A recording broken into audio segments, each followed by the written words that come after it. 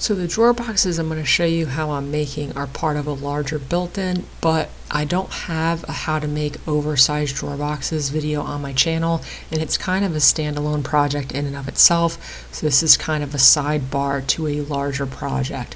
For large drawer boxes, I know they can be kind of intimidating. The thing to do is to start with the right hardware. You can see I'm using a reputable brand, which is Accuride, and if you pause on the directions, you'll see that they are rated for over travel, heavy duty drawer slides. They're thicker than normal drawer slides. They're not cheap, and they're rated for the width of my drawer box and the weight that's going to be going in there. These are lateral files, and the directions specifically say they can be used for that. You can see they're 3/4 of an inch thick. My drawer box is about a 1/2 inch over the recommended 42 inches, which I don't think will be a problem. It's not like these things fail. For customers, I like to keep them in the recommendations just in case something happens down the line, but I'm not super concerned about it because I've used these slides for this exact purpose before. And then once I was done with the drawer box, in order to cut down on weight, I put a facade on the top, which will be at the end of the video. So along with picking out the right hardware, and these I got on their website. Amazon does not always have the best choices for stuff like this. It's gonna be also imperative that you make a really strong drawer box. So the first part of that step is to mount these, just place them in my opening. I'm gonna measure my width. I already know my depth, and then I could start on the drawer box. Now in my shop, I like to put dovetails on the front of the drawer. Even with slides, you're going to have a little bit of a mechanical advantage versus when drawers used to just slide on wooden slides. The pulling force is not going to be as intense as they would on older style drawer boxes, but I still like to do dovetails. I have a jig that makes them, so it's not hard to do in my shop. Customers really like them. People are always happy they are dovetailed. They're a sign of craftsmanship even when done in plywood, and they're just going to be stronger than any other method. Especially for these, they're going to be really heavy, and these are not soft close, so you actually have to use a little bit of force to pull them out. That dovetail is really going to be important on the front edge of that drawer box because that's where all of that force is coming from.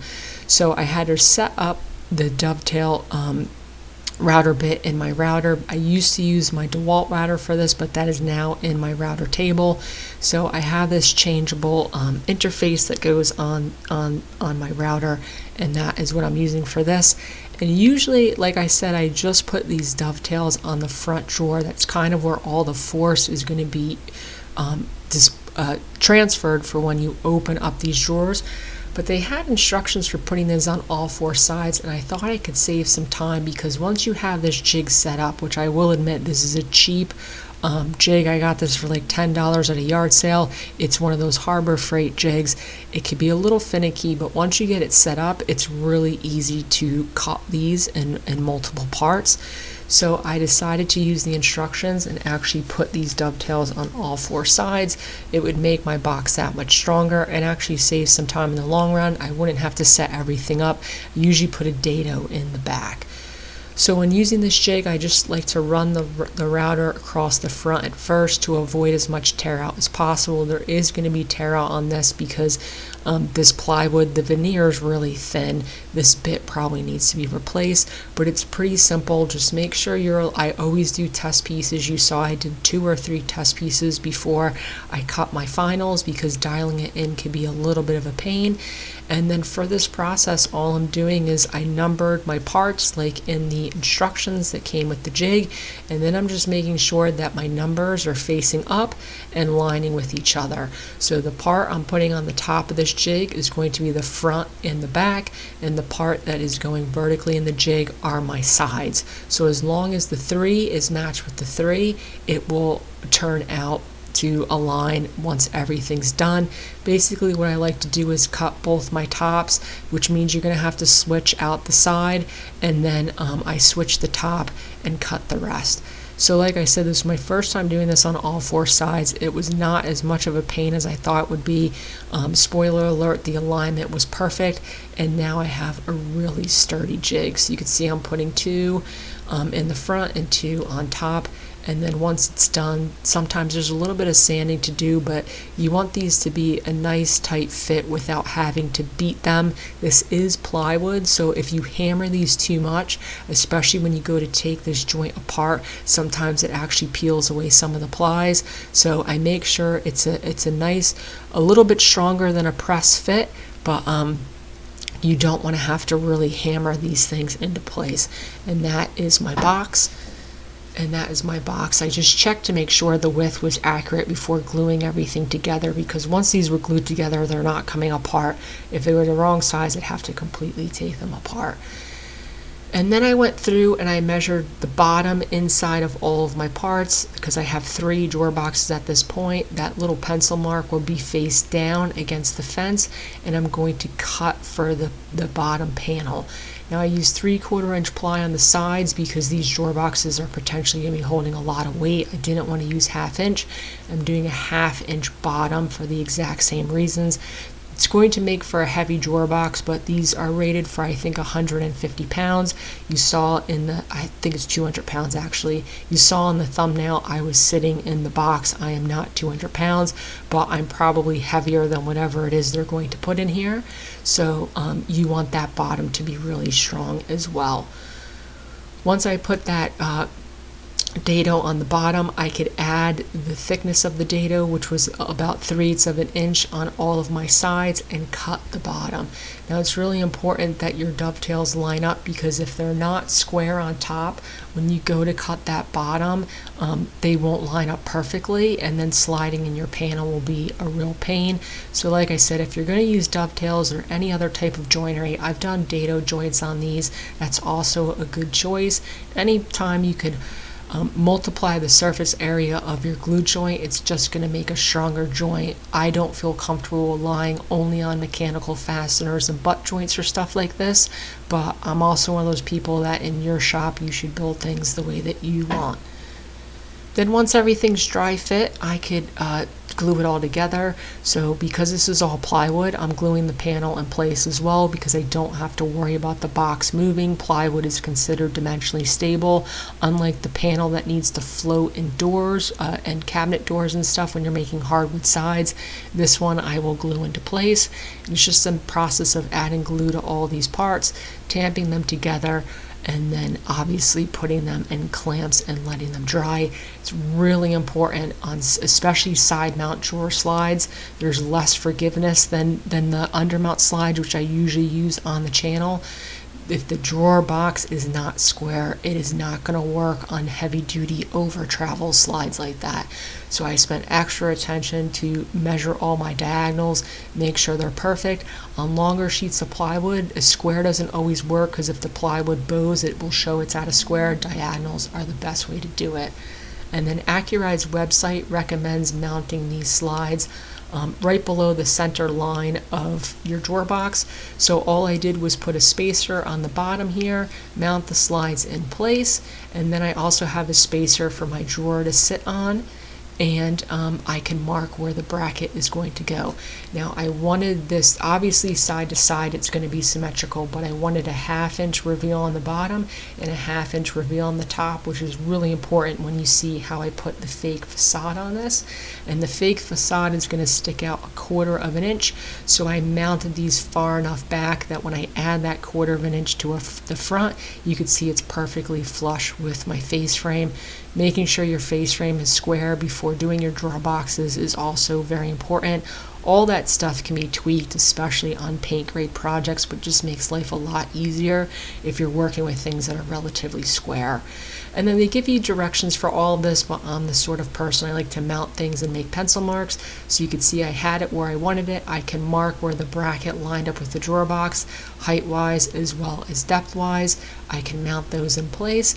And then as you can see, these little flanges actually hook into the slides. And then once on site, I could drill through, you can see there's little holes. We'll drill through the slides and into the drawer box for added stability as well. and then that is the drawer box in place. You can see they pull out almost completely. You don't want a lot of flex or shifting in them, which I don't have, and they slide into place quite nicely. So I was pretty happy with this. Like I said, I've made drawer boxes this big before. Ironically enough, the client I'm working with now was recommended to me by the person who I had made the other set of large lateral file drawers for. That's going on almost 3 years ago, and they're having no problems with them or the hardware. So that's why I'm going to recommend them for this. Now, I do make mistakes in the shop. This was kind of a big one. I had measured for the opening on this one cabinet, forgetting that my face frame on this cabinet, while it looks the same, is wider than on the other cabinet where I have 2 drawer boxes. So my drawer box was too big for this opening. It fits in there, but I didn't have enough room for the slides. I thought of multiple ways to do this. Remaking the drawer boxes was the last thing I wanted to do. So what I decided to do, because I have this thickness of the face frame here, I decided to remove the material that would make the drawer boxes fit.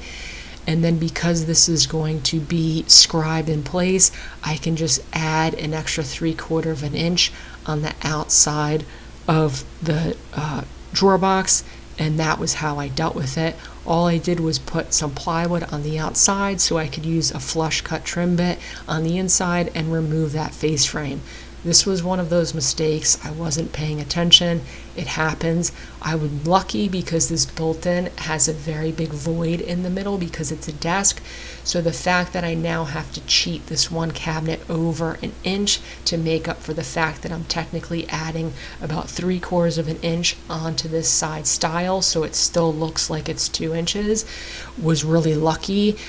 If I was doing a built-in that was wall to wall and I had already made all the cabinets, I would have had to remake the drawer boxes because I couldn't chop up the face frame. It was also lucky that I put a thicker face frame on this so I could account for that movement. These are things that happen. I like to show mistakes with fixes because I don't care what anyone says, they happen to everyone. This was just completely not paying attention is the reason that happened. So you can see with that router bit, I could remove that bit of face frame. I could square up the corners with a saw, and then now my opening is the same as the other cabinets, and everything could go into place. I'm using the same spacers, same settings. Once you do it once, you can just transfer all those numbers. It becomes pretty easy once you have that first box in place. And like I said, this project is going to be painted, so the fact that I had to put some extra brad nails in the front is not something I love doing, but I'm already patching brad nails. So with this face frame now on this side, it only overhangs a little bit, so a piece of 3/16 inch ply is enough to butt it out to meet the face frame. On the other side, I had to put a thicker shim. Now on some slides you can mount to the back panel of the cabinet. I don't think they're recommended for these side mount drawers because you want a lot of material for your hardware to go into, and even if they were, I don't like side mounts. So the only way to deal with having an oversized face frame that overhangs the cabinet was, as you can see, I just shimmed out to 2 sides so they were flush with my face frame. Obviously, if you want skinnier rails and stiles, you can construct your carcasses a little bit different, but the other reason I have that really thick face frame is, like I said, we were already pushing the upper limits of what the hardware could hold. So if the face frame was thinner and the drawer box is bigger, the customer and I both did not want to do that. As you can see, that second one I mounted, it didn't go all the way in because I accidentally put my brackets on further out, but stuff like that, just take them off, move them back, and put them in place. In my shop, I fit drawer boxes. It's not one of those processes where you put everything on and they usually go on perfectly. There's always little tweaking to do. So then on the front, usually what I do for drawer boxes is I put a false front on. It covers the slides and then gives me my perfect reveal. These are inset drawers, so these are going to fit inside the face frame. But because they're already so heavy, I did not want to add a 1/2 inch piece of plywood and then a 1/4 inch piece of trim to the front of the drawer box. It would make that front really front heavy. So this is the exact same thing I did the last time I built these. Basically, I'm making facade pieces of trim. and all I'm going to do is notch out an oversized rabbet. That trim will then fit on the top of my drawer box. It will make it appear like it's 3/4 of an inch, so I could edge band the edges and make it look like it's 3/4 of an inch, while at the same time giving me that decorative trim, shaker style trim that they wanted on the front of the drawer boxes. It's a little bit more work, but it fixes two birds with one stone. It takes a lot of weight off the front of the cabinet, and it also gives me that trim. And I didn't want to just slap a 1/4 inch piece of material on there because those draw slides are so thick, and I have that reveal on top and bottom. If I had a 1/4 inch piece of material overhanging, it'd be really flimsy. And these, they only wanted, I think these are like 2-inch pieces of trim, so at the sides I'd only have about a 1/2 inch contact on that drawer box. So this was kind of the best way I could think of to come up with that. So as you can see, I just use a scrap piece of ply. I'm using nickels as my reveal, which is thicker than a 1/16 of an inch that I usually do, or 3/32 of an inch, and that is because I have to put edge banding on these still, and this is also going to be painted. All that stuff adds enough thickness, so I went with a little bit thicker reveal, and then when you add all that stuff, it'll be closer to what I'm looking for. So all I did was make a curve cut. This is, like I said, removing about a 1/2 inch material in the back, leaving about a 1/4 inch material in the front. And then I'm using the nickels to just line up all of my parts, drawing another curve and removing that rabbet. Now these were all pretty similar, and that was why I said I spent a lot of time making sure they're a 1/2 inch from the bottom as well as the top, because it makes adding this trim a lot easier when that distance is symmetrical. But the nice thing about this is you could kind of, if you really need to and your boxes are out of square, you could shift these to where you need them and then backfill them from the backside with caulk if you have a big gap between your opening, if that makes sense. But like I said, my openings were about the same, so everything lined up. I can put these in place, mark for my reveal on the ends, add glue, and then snap these on the box. You can see at this point they're a little flimsy because it's just a thin piece of ply, but once they're glued in place, it's not going to be an issue. So that is how I trim out all of these. In next week's video, I'll show you the rest of the drawers because I have some smaller ones on the side. The drawer above this is actually a pull-out, so I made it a little bit differently. But I trimmed out the side ones the same way just because I already had the trim. It was going to be easy to do it that way. And that is basically that trim. Once I had everything in place, I kind of temporarily mount these, but this one had a side that was a little kicked out, and this is what I mean by fitting these drawer boxes. I had to just move that one side forward, and now everything is flush, and that is kind of standard practice in my shop for these drawer boxes, just making little changes. That's the nice thing about the adjustability of mechanical hardware. And then same process, can put my nickels on the top of this, so I'm going to get my perfect reveal, mark where they need to go, cut that secondary curve to remove that bit of material so it's a rabbet, and then plop them into place. I went through and I cut that curve in a bunch of this material, so I had all of it, it lined up perfectly, and then just brad them into place. So for the sides, as you can see, it's the same process. It's a little bit thicker because the slides are different thickness than the top and bottom, but same process. All I have to do is mark for in between and slide those pieces into place, and then that is my side. Now, as you can see, the one downside to this method is going to be it leaves two big notches on the top and bottom, but luckily that notch is pretty much a perfect 1/2 inch. So all I do before I edge band these is put a little 1/2 inch plug of plywood in there, and then it's pretty seamless. This is what I mean by filling the plug, so you can see the plug fits in there, and then the top and the sides will all be edge banded, and it will appear like a full sheet of 3/4 inch material, once again without all that weight. So this is, I've only done one of these at this point because I hate edge banding, so I do them slowly, but that is what that looks like with all the edge banding and the plugs in place. And that is going to be it for this video. Next week I'll continue with this built-in.